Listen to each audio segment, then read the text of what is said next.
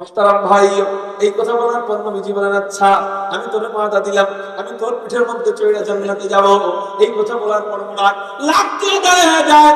নবীজি খুশি হয়ে বুরাকের পিঠের উপরে পা দেয়। আল্লাহু আকবার। আয়াতের মধ্যে পাওয়া যায়, অন্য এক হাদিসের মধ্যে পাওয়া যায়, নবীজি পা দেয়, আবার পা সরায় ফেলে। হযরত জিবরাইল বলেন, কেমন নেতার নেতা দেখেন। হযরত জিবরাইল বলেন, ইয়া রাসূলুল্লাহ, ইয়া হাবিবাল্লাহ, এই বুরাক আল্লাহ আপনার জন্য পাঠাইছেন, আপনি বুরাকের পিঠের মধ্যে চড়তেছেন না কেন, ঘটনা কি? নবীজি বলেন, ও জিবরাইল রে, এত সুন্দর বুরাক আল্লাহ আমার জন্য পাঠাইছেন। হাদিসের মধ্যে পাওয়া যায় বুরাকটা ধবধবে দুধের চেয়েও বেশি সাদা, দুইটা পাখা আছে, দেখতে ঘোড়ার মতো আবার গাধার মতো মাঝামাঝি অবস্থা, চেহারাটা সুন্দরী রমণীদের মতো। এই হলো জান্নাতি যানবাহন, এত চমৎকার দেখতে। নবীজি বলেন, ও জিবরাইল, এত সুন্দর একটা যানবাহন আল্লাহ কি শুধু আমার জন্য পাঠাইছেন? আমার উম্মতের জন্য কি আল্লাহ রাখেন নাই? আমার উম্মতের জন্য যদি এই যানবাহন না থাকে, আমি নবী একা একা এত সুন্দর যানবাহনে উঠবো না। রহমতুল আলামিন খান খোদা বন্দে করিম, রহমতুল আলামিন খান খোদা বন্দে করিম, خلق خلق قول فعل هدي سمجھے وہ حمید، خلق خلق قول فعل هدي سمجھے وہ حمید، وما ارسلناك الا رحمة للعالمين। সুবহানাল্লাহ, হাবিবাল্লাহ, একটা সাধারণ যানবাহন, এটার পিঠে আপনি উঠবেন, উম্মতের ব্যাপারে ফয়সালা না করে ওঠেন না। কেমন নবী আল্লাহ আপনাকে বানাইছিলেন? শোনেন নবী, আপনি কাঁদেন না, চিন্তা করেন না, আপনি টেনশন করেন না, আপনাকে সুসংবাদ দিচ্ছি। আমি যখন এই বুরাককে জান্নাত থেকে নিয়ে আসতেছিলাম, আমি তখন দেখতে পাইলাম জান্নাতের ভিতরে কোটি কোটি বুরাকের পাল। আমি দেখলাম প্রত্যেকটা বুরাকের গায়ের ভিতরে আপনার প্রত্যেকটা উম্মতের নাম লেখা আছে। মেরে মুহতারাম ভাইও, নবীজি খুশি হয়ে যায়, লাফ দিয়ে বুরাকের পিঠের উপরে চড়েন, বুরাক চলা আরম্ভ করে যায়। বলে কিসের মতো চলে? বিদ্যুতের চেয়েও বেশি গতিতে চলে। বিদ্যুৎ চমকায় না, এটা হলো বারুদ। আল্লাহ রাব্বুল আলামিন বুরাকের নাম রাখছেন ওখান থেকে। ও মেরে মুহতারাম ভাইও, বিদ্যুৎ যেমন চোখের পলকে চমকায় আবার চলে যায়, বুরাকে আল্লাহ এমন ক্ষমতা দিয়েছেন যে বুরাক চোখের দৃষ্টি যত দূর যায়, বুরাক একটা করে লাফ দেয়, মুহূর্তের মধ্যে কোথায় পৌঁছাইয়া যায়। কুরআন কারীমের মধ্যে আল্লাহ বলেন, সুবহানাল্লাযী আসরা বিআবদিহি লাইলান মিনাল মাসজিদিল হারাম ইলাল মাসজিদিল আকসা। আল্লাহ পাক রব্বুল আলামিন নবীজিকে মুহূর্তের মধ্যে মসজিদে হারাম থেকে মসজিদুল আকসা নিয়ে যান। আল্লাহ পাক রব্বুল আলামিন এই দিক দিয়ে অন্যান্য নবীদেরকে বলেন, ও আমার পয়গম্বররা, আমার হাবিব আজকে আমার কাছে আসতেছে, আজকে আমার হাবিবের জন্য স্পেশাল একটা দিন এবং আমার জন্য স্পেশাল একটা দিন। আমার হাবিব আমার কাছে আজকে আসতেছে, অভ্যর্থনার ব্যবস্থা করা দরকার। অভ্যর্থনা জানাইবা কোথায়? বলে আমার হাবিবের একটা স্টেশন হবে মসজিদুল আকসা। যাও যাও যাও, মসজিদুল আকসা যাইয়া, বাইতুল মুকাদ্দাসে যাইয়া আমার হাবিবকে অভ্যর্থনা দিয়া আমি আল্লাহর কাছে পাঠাইয়া দাও।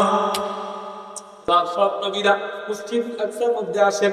আল্লাহ পাকের জাত ও ইজ্জতের কসম করে বলি, যে মসজিদুল আকসার মধ্যে সব নবীদের মিলন মেলা ঘটে, যে মসজিদুল আকসা আমার নবীজি স্টেশন করে, ওই মসজিদুল আকসা একদিন যাবে, 2 দিন যাবে, 3 দিন যাবে, ইনশাআল্লাহ একদিন না একদিন আমাদের হাতেই আসবে। ওই মসজিদুল আকসার আশপাশ ওই ইসরায়েলিদের হবে না, বরং জেরুজালেম ইনশাআল্লাহ ইসরায়েলিদের কবরস্থান রচনা হবে।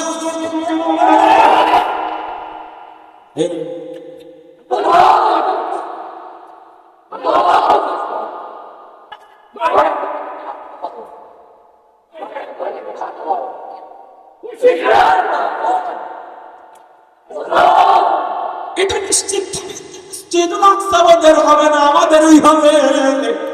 এটা এই রক্ত আল্লাহ কেন ঝরায়? ওরে ইসলাম নামক বৃক্ষের জন্য পানির দরকার আছে। দুনিয়াতে যত বৃক্ষ আছে, বৃক্ষের জন্য যেমন পানির দরকার, ইসলাম নামক বৃক্ষের জন্য একটা পানির দরকার। এই পানির নাম হলো মুসলমানদের রক্ত। আল্লাহ যখন রক্ত নিতে মনে চায়, আল্লাহ কখনো চেচনিয়া থেকে রক্ত নেন, কখনো চেচনিয়া থেকে রক্ত নেন, কখনো ইরান থেকে রক্ত নেন, কখনো ইরান থেকে রক্ত নেন, কখনো কাশ্মীর থেকে রক্ত নেন, কখনো দিল্লি থেকে রক্ত নেন, কখনো আফগান থেকে রক্ত নেন, কখনো শাপলা চত্বর থেকে রক্ত নেন, ফিলিস্তিন থেকে রক্ত নেন। রক্ত নেওয়ার ভয় কাদেরকে দেখাও? যারা আবহমান কাল থেকে ইসলামের জন্য রক্ত দিতে অভ্যস্ত।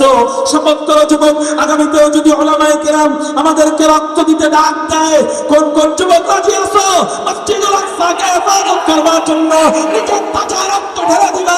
আল্লাহু আকবার বলেন।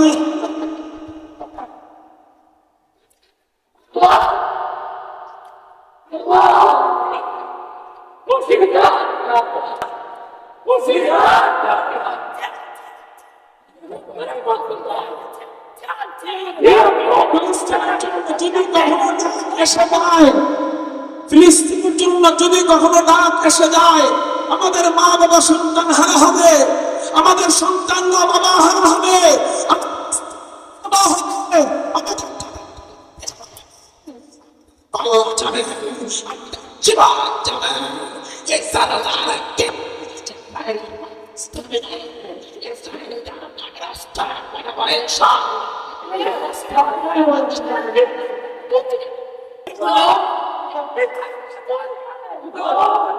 এই যে একটা চিৎকার দিলাম, হুজুর ইসরায়েল তো শুনে বলে লাভ এটাই, মালিক যখন হাসরের ময়দানে বলবে ওদেরকে বোমা মেরে উড়িয়ে দেওয়া হতো। 22 দিন ধরে কোটি ফ্যামিলি ভাত খানা চাল চোখে দেখে দেয়। ওদিন ভিডিওতে দেখলাম বোমা মেরে এক বাচ্চার হাত যখন উড়িয়ে দেওয়া হলো, এই এক হাত আরেক জায়গায় যখন পড়ে, ওখানে কিছু বাচ্চারা খেলাধুলা করতেছে, ওই কাটা হাত পায়া ওই খেলাধুলার এক বাচ্চা খুশি হয়ে যায়। মুখের মধ্যে কোনো খাবার যায় না, গোশত যায় না, ভাত যায় না, ওই কাটা হাত, যেই বোমা মেরে কাটা হাত আলাদা, সেই কাটা হাত নিয়ে বাচ্চারা খাওয়া শুরু করে। মালিক যখন জিজ্ঞাসা করবে কি করছো ওদের জন্য, আমরা যেন অন্তত এতটুকু বলতে পারি, মালিক ওদের জন্য হাত, নিজেদের হাত ভাঙতে পারি নাই, পা ভাঙতে পারি নাই, কিন্তু গলাটা ভাঙছিলাম, চিল্লাম ওদের জন্য একটা চিৎকার দিয়ে প্রতিবাদ করে গলাটা ভাঙছিলাম, মালিক এতটুকুই ছিলেন। আল্লাহ তুমি আমার ভাইদেরকে আজাদ করে দাও, স্বাধীন করে দাও, মুক্ত করে দাও, সবাই বলি আমিন। মুহতারাম হাজিরিন, আল্লাহু আকবার। এমন অবস্থা ফিলিস্তিনিদের, যে কোনো ত্রাণ যে আপনারা পাঠাবেন সেই সিস্টেম, সেই একটা কথা আজকে বলেই ফেলি আমি। আমরা যে দাওয়া করেছি মক্কিনগর মাদ্রাসায়, মধুমতি সাহেব হুজুরের মাদ্রাসায়, ওই মাদ্রাসায় আমাদের যে ছাত্র ভাই ছিলেন হযরত মাওলানা মাহমুদুল হাসান, উনি আল আজহার বিশ্ববিদ্যালয় মিশরে পড়েন। তো মিশর থেকে কিন্তু একটা গেট খোলা আছে ত্রাণ ঢুকানো।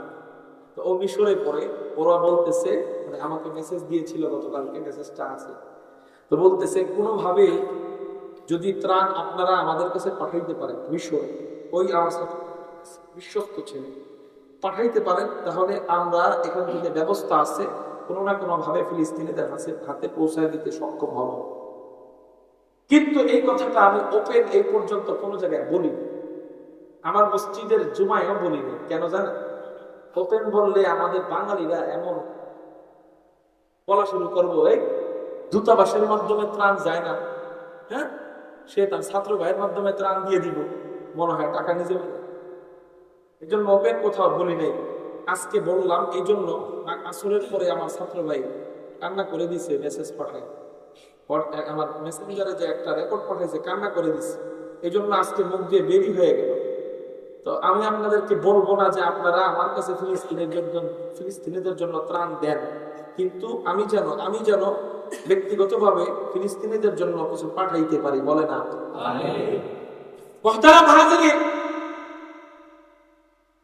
ফিলিস্তিনিদের পক্ষে বর্তমানে সবচেয়ে বড় ভূমিকা রাখতে হবে হলো ওদের ইসরায়েলিদের সব ধরনের পণ্যগুলো বয়কট করতে হবে।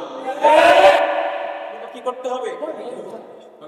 লাক্স, ডাব সাবান, ডাব শ্যাম্পু, সানসিল্ক, লাইফ বয়, তারপরে Sprite, 7 up, Coca Cola, Pepsi, হ্যাঁ, এগুলা তো যুবক ভাইদের চলতেই থাকে।